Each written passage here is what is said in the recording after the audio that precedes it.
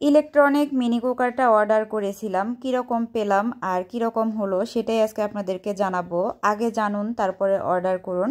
আসসালামু আলাইকুম, ওয়েলকাম সবাইকে। লতার রসইতে হাজির হয়ে গেলাম আবারও ছোট্ট একটা ভিডিও নিয়ে। আজকে আপনাদের সাথে একটা প্রোডাক্টের ব্যাপারে রিভিল করব। তো প্রথমেই দেখতে পারছেন আমি একটা পার্সেল এভাবে নিয়ে নিয়েছি। এখন আমি আনবক্সিং করব এটাকে। আসলে কাল ফেসবুকে দেখা যাচ্ছে এটা প্রচুর পরিমাণে ভাইরাল, এই মিনি রাইস কুকারটা। এটাতে আসলে অনেক কিছুই নাকি করা যায় যেটা শুনেছিলাম। আর সংসারের ছোট ছোট জিনিসগুলো কিন্তু ভীষণ কিউট লাগে, ভালো লাগে আসলে ইউজ করতেও।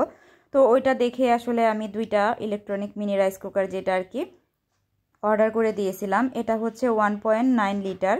এখানে নাকি 1 কাপ পরিমাণ চালের ভাত রান্না করা যাবে, সবজি, স্যুপ, নুডলস, তারপরে যে কোনো জিনিস স্টিম করা, মোমো বা এখন যে বিভিন্ন ধরনের পিঠা বা বিভিন্ন স্টিম আইটেম আছে এগুলো নাকি সবই করা যায়। তো এই যে দেখতেই পারছেন আমি এটা খুলে নিয়েছি। এটার সাথে এরকম একটা স্টিমার ছিল, খুবই সুন্দর একটা ঢাকনা দেওয়া ছিল, আর ভিতরে কিন্তু মার্বেল কোটেড ছিল। আসলে ওরা ভিডিওতে যেরকম ছিল ওরকমই আছে। আর এই যে একটা কেবল দেওয়া আছে, এটা এখানে অ্যাটাচ করে এটা হচ্ছে স্টার্ট করতে হবে। তো আমি আসলে প্রথমে কনফিউজড ছিলাম যে কোন কালারটা আসলে অর্ডার দিব। তো অনেক ভেবেচিন্তে মনে হলো ইয়েলো কালারটাই দেই, এটাই আসলে আমার কাছে অনেক কিউট লাগছিল। এই যে দেখতে পারছেন আসলে সবই ঠিকঠাক ছিল। আমি কিন্তু যখন ডেলিভারি ম্যানের কাছ থেকে এটা রিসিভ করি তখন পেজ থেকে বলে দেওয়া হয়েছিল যে চেক করে যেন নেই, চেক করার অপশন আছে। তো চেক করেও নিয়েছিলাম। তো আসলে এটা ইউজ করার পরে দেখতে পারবো আসলে এটা কেমন। আর এই যে এখান থেকে হচ্ছে এটা বাড়ানো কমানো যাবে।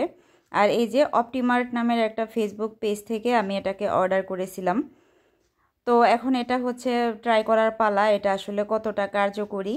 তাহলে চলুন আপনাদের সাথে সেটাই শেয়ার করি। এখানে আসলে বাচ্চারা বিকালে খেলতে যাবে, তো তার আগে ওদের জন্য আমি একটু নাস্তা আইটেম রেডি করব। তো ভাবলাম কেন না আমি আমার এই কুকারটাই আজকে ট্রাই করে দেখি। তো ওদের জন্য সবজি দিয়ে নুডলস রান্না করব। আসলে ভয়ে ভয়ে ছিলাম যে রান্না আসলে কি করা যাবে কি করা যাবে না, কিংবা এটা আসলে ওইভাবে হিট হবে কি না।